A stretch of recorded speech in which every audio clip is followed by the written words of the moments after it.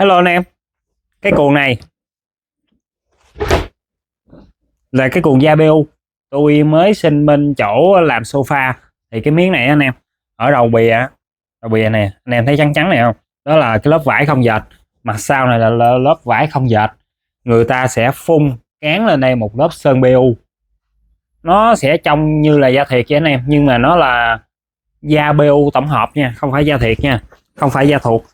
Thì đây là chiếc máy cắt da, cắt giấy của Đế Tông, mã là MCB06 nha anh em. Mình sẽ cắt cái này.